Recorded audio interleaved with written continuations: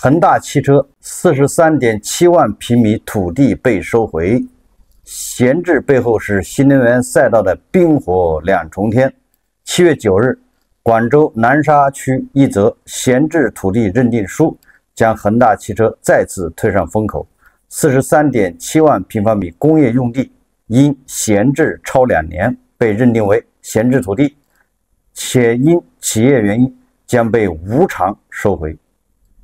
也就是这个地你当时取得交了多少钱，这个不管你交多少，这钱是不会给你退的，这个地还被政府要无偿收回。我记得恒大刚爆雷的时候我就说了，各个地方政府、各个保险公司、信托、银行，他们就像那个秃鹫一样，要这个肢解恒大。事实就是这样。你看广州南沙区这个40多万平米的工业用地无偿收回，当初恒大取的这个地不可能是1分钱没花。回溯2020年，恒大新能源汽车意气风发拿下这宗地块时，曾签下30个月建成投产，总投资不低于25亿，研发投入超过20亿的硬核承诺。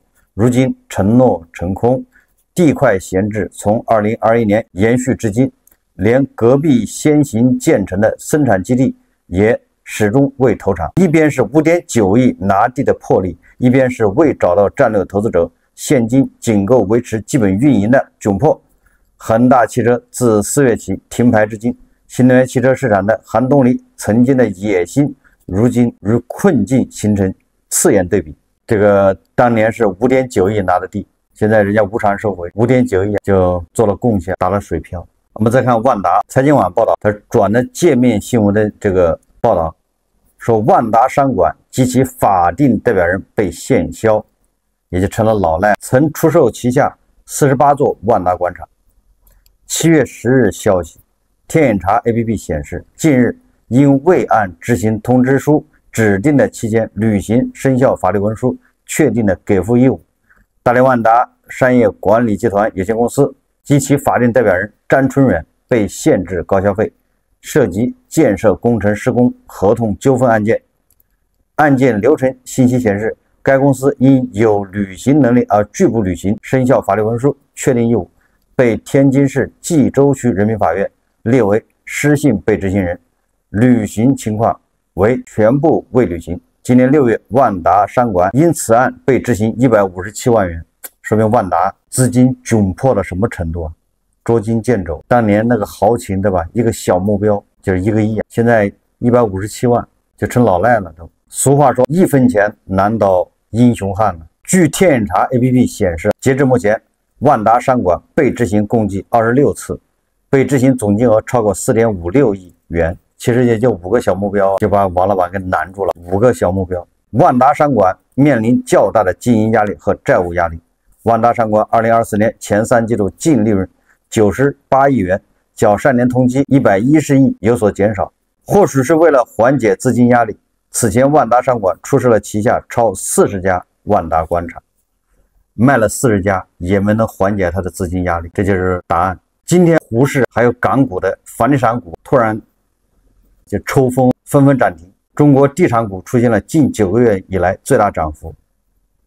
这个我在沪市节目里面我也讲了，它主要是有一个小作文，说最近可能要召开一个非常高级别的会议，解决困境中的房地产行业。级别高到什么程度？高到这样的会议建国以来就没开过几次。这个小道消息，这个杰富瑞香港有限公司中国金融和房地产研究主管陈树琴表示，有传言称可能会启动棚户区改造，这引发地产股的购买热潮。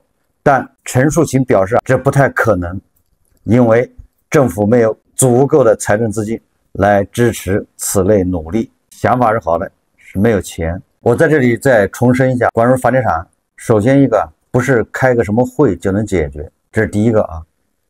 所以说对这个会的预期不要太高，出台什么政策也就是管一时，都是权宜之计。就像去年传言传了很长时间的救市，就是发债买地，发债买开发商盖好的卖不掉的房子收除，这不都是这个专家机构出的主意吗？ 1年过去了，怎么样？这专家也能信，这早就没问题了，对吧？也能信，这怎么会搞到现在？这专家也能信，这母猪都能善术。所以说，你看这几年，自从房地产暴雷以后，这救市措施是层出不穷，对不对？大的小的都有，大会小会都强调，解决了吗？那凭什么你就相信这次会就能解决呢？这是第一个，开个会就把问题给解决了，这个显然是轻视了问题，还没有抓住问题的本质。第二个，即便说房地产稳住了，房地产迟早是要稳住的，你总不能说它一直跌下去吧？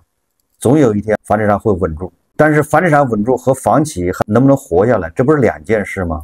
房地产是稳住了，但是这些房企都要暴雷，都要清算，这个不矛盾。所以说，即便房地产稳住了，甚至房地产良性健康发展，但是现在的这些房地产上市公司啊，该清算的要清算，该走人的走人，该活不下去的还是活不下去。所以你千万不要去炒它的股票。从恒大暴雷以来，我一直说远离房地产股票，每一次反弹都是你逃命的机会。其他的股票我不敢说，其他的行业又不太清楚，但是房地产绝对是的，你别指望着它以后还是房地产行业的股票能走个牛市，那就是做梦。每次反弹都是逃命的机会，毫不犹豫，不是你进去是搏傻的机会。即便未来3年、5年或者8年房地产稳住了，这些房企恐怕都不在了，这个房地产企业恐怕就换上了一些新面孔。我们看今天有个报道说，深圳二手房库存量再创历史新高。那深圳的二手房不是成交很火爆吗？新房也很火爆，作为一线城市啊。但是随之而来的是二手房库存量创历史新高。房中协最新数据，截至7月7日，深圳有效二手房源达到了75169套，较上周猛增1311套，再创历史新高。短短2周，库存量从7.2万套跃升至7.5万套。龙岗、宝安、福田3大区域库存均破万套，成为抛售重灾区。也是深圳陷入了一个怪圈，就是房子越卖越多，二手房越卖挂牌的越多。什么概念？这卖不完的，根本就卖不完。如此形成魔幻对比的是，来自乐友家门店成交数据，深圳湾豪宅依然坚挺在16.1万每平米的高位，就是豪宅价格还是坚挺。这个安托山紧随其后报14.3万每平米，而在刚需阵地，就是刚需房，对不起，垮了。这宝安、龙岗、盐田、罗湖等多数片区成交均价集中在3到5万每平米，坪山更是跌至2万每平米，就是豪宅不愁卖，价格还高得很。但是刚需房没人要，这说来说去就是贫富分化越来越大，钱快速的向有钱人集中，就这么个趋势。有钱人赚钱相对越来越容易。还有一个就是中产返贫。今天我在网上看到一个视频，是马冠元老师的，实际上他是7月2号发的，我看网上有好多人在转发呀，我就看了一下。他说房地产的调整给所有人上了一堂昂贵惨烈的经济学课。大家看视频。中国房地产从2021年开始的这一波调整，其实是一堂非常昂贵的，也是一场非常生动的，也是一场非常惨烈的经济学的常识课。我们过去来讲，在人类经济发展历史上，经济危机不断的出现，周而复始，就像春夏秋冬一样，经济本身它是有周期的。但怎么样来解决这些问题，大家慢慢的是积累了很多经验的。比如说我们在金融领域，我们经常讲3句话。第一个叫达尔布的，在08年全球金融危机爆发的时候，要不要救华尔街的巨头，全球是有很大的争论的。但其实这个问题不需要争论，为什么？因为在1929年大萧条的时候，就是因为没有救金融机构，导致全球经济出现紧缩，流动性出现紧缩，进而导致全球出现通缩，导致全球经济衰退。大家知道，最终导致2次世界大战，这留下了非常惨痛的教训的。所以其实从那个时候开始，大家就知道，尽管有一些企业、有一些机构是肇事者，但是你还不能让它倒掉。它一旦倒掉的话，整个社会都要承担巨大的成本，这叫大而不倒。这次中国房地产调整的过程中，我们一直说，大的开发商能救要救，不能让它倒掉，并不是说我们同情它，并不是说我们认为他们没有错。重要的是，它一旦倒下，导致的后果非常严重。比如说恒大如果活着跟恒大死掉，它的差别在什么地方？恒大如果说活着，它的房子不会贬值那么厉害，也不会烂尾，它欠的所有的钱，这个链条是畅通的。我认为这是一个基本常识，因为这是事实。就当你不去救它的时候，我们大家都得死。第二个常识叫音乐不能停，整个经济发展要有气氛。什么叫气氛？比如说这个娱乐场所得开着，这舞池的舞得跳着，这音乐在动，大家都在跳舞，慢慢的来解决问题。为什么音乐不能停？因为一旦停下来以后，这局面就会非常复杂。你比如说，为什么说很多国家对于泡沫总是睁一只闭一只眼？当泡沫发展的闭一只眼，他知道一旦去干预，我们说干预，那就等于音乐摁下暂停键。一旦按下暂停键以后，你会看到各种各样的问题就出现了。对吧？所以音乐不能停，娱乐场所要鼓励的，酒吧要鼓励，让大家该玩。如果这个一旦停下来，整个经济的循环就出问题。08年金融危机，大家经过以后，大家形成共识是雷曼兄弟不能倒掉的，是大家在反思说雷曼兄弟倒掉之后，这个造成的后果太严重了。所以08年以后，美联储还是美国的财政部，他做的是反其道而行之的政策。我们因为房地产的泡沫导致出现的危机，那还得救房地产。所以大家看08年到现在为止，美国房价总体趋势一直在往上涨，对吗？美国股市也是，纳斯达克涨了6倍，标普3倍，道琼斯2倍多。音乐一旦停下来，是要出很大的问题的。还有一个叫最后贷款人。什么叫最后贷款人？29年大萧条以后，经济学界在反思，经济学界在想，一旦我们再遇到这样的危机，我们如何避免导致全球经济出现衰退，如何避免甚至出现2次大战这样的悲剧。有一个人最后说，告诉大家不要慌，告诉大家市场不要慌，你们不要到银行里边去挤兑，不要去拿钱，我保证你任何时候拿钱你都能拿到。这个人是谁？只能是国家。当然到全球经济一体化以后，还有国际机构，比如说国际货币基金组织、世界银行等等，他们都有责任做最后贷款人，告诉市场你们不要慌，对，我们来承担这个责任。所以我们认为政府天经地义具有维护经济秩序稳定的责任。稳定是一个公共产品，从经济学上来讲，对吗？具有稳定的责任，稳定的责任需要成本的。所以当大家恐慌的时候，政府应该站出来说，这是政府责任，不会让一套房子烂尾。做这个承诺，地产的预期肯定就改变了。所以我们就说这一堂课教训非常深刻，大而不倒，这很重要。音乐不能停，哪怕有泡沫，我们用时间去换空间。美国多少次用时间换空间，最后度过了这么一场危机，对吗？第三个，政府要承担责任，要做最后贷款人，要跟市场要鼓劲。因为有政府在后边，所以我觉得马官员说，对这些房企应该救，如果不救，那会造成更大的损失。也就是他又回到了大而不能倒。他举例子了，美国的雷曼兄弟、法利美，什么美国两房是不是？这个通用，好像08年那个次贷危机都是被救了吧？我记得不太清楚。我对马官员说恒大应该救，这个我觉得值得商榷。就是说，当一个行业遇到危机的时候，该不该救，这个不用讨论。实际上讨论这个没有意义，肯定是要救，怎么能不救呢？对吧？政府必须出手。你看看西方，看美国前年银行倒闭，大家还记得吧？名字我不记得了，是吧？美国好几家银行倒闭，导致瑞士哪个银行也倒闭，是，对吧？他都是立马出手去救，人家周末的开会加班，央行就出手要把它稳住。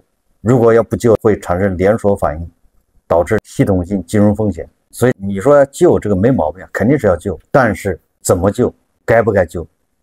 你得分情况，不是说这个企业因为它大，它要倒闭，我们必须要救，不救那就完了，不是这个样子的。中国比较特殊，跟美西方不一样。我觉得专家说这种话，感觉好像不了解中国的国情，对吧？我们有句话叫市场化、法治化。美西方对这些出现危机的企业果断出手救，它也是有前提的，它也是因为这个企业出现了流动性危机，人家才救。也就是这个企业它不是资不抵债，你比如那些银行，它根本就不是资不抵债，它仅仅是因为期限错配，它持有了很多的美国的国债，完了之后它手上现金少，或者是它没办法现在去抛售，一抛售它恐怕就出现现金流的问题，所以导致储户集中这个叫挤兑。说实话，什么意思？也就是它的资产并没有缩水，也就是它并不是资不抵债，它只是现金流出问题了。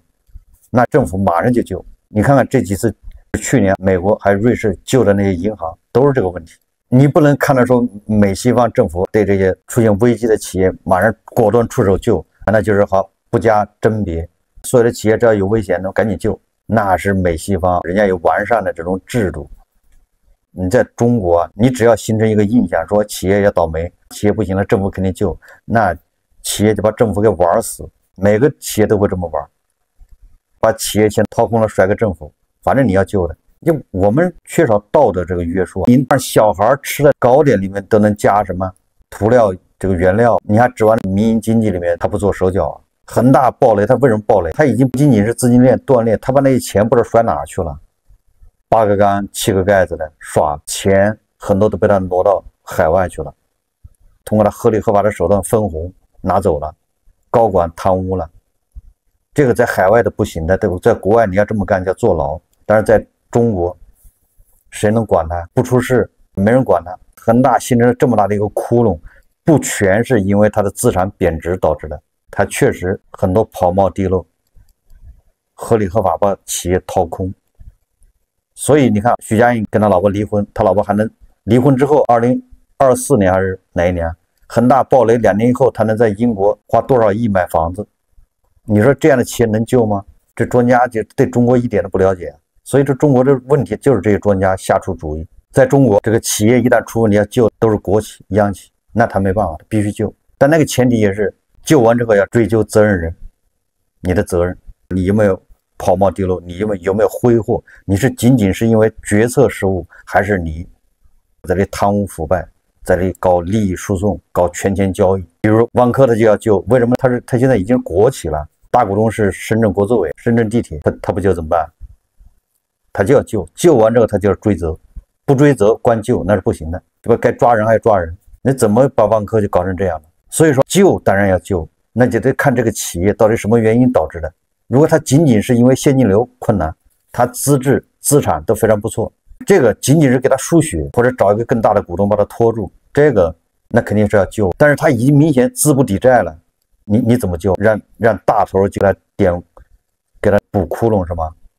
所以对这些企业越早破产清算越好，要破产重整越早越好，不能让他拖。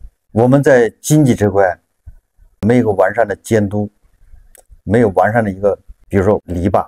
如果你企业一出事，政府就要去托底，那不就你就给这些民营企业这不法分子掏空大头开了个绿灯。那在美西方的不存在这事。我们再设想一下，如果2021年政府出手救了恒大，让这个恒大他借壳深圳房上市，回到 A 股，让胡适的股民对吧出手帮他一把，那恒大他依然会这么高杠杆高周转，迟早还是要暴雷。你以为他能降得下来吗？恒大暴雷以后，多少房企还在逆势扩张，还在拿地。以万科为例，一边嘴上喊着让万科活下去，什么房地产的什么黑铁时代来了，一边继续扩张拿地。为什么？这是人性，他就知道风险，那风险是大家的，是大头的，反正也不是他的，好处是个人的，所以他拿了地，亏了那是大头来补，赚了 KPI 完成了，拿奖金拿提成那是他的。那你想谁在这个位置谁不这么干？所以说他一边喊着这个让万科活下去，一边这个说房地产黑铁时代到了，一边还在大肆扩张，还在拿地，这就是人性。所以我认为这个救还是要救，但是得分情况。这个企业如果仅仅是因为流动性出问题了，其他的没问题，那肯定要救，无非就是大头借钱给他，2-3年或者3-5年或者钱又回来了，这个是可以救的。如果是说大头去把他窟窿给补上，用这个方式来救，那为什么要救？为什么不能破产清算？好，这期节目咱们就聊到这里，感谢大家收看。如果喜欢我的节目，欢迎订阅转发，也可以在下方留言评论，谢谢大家。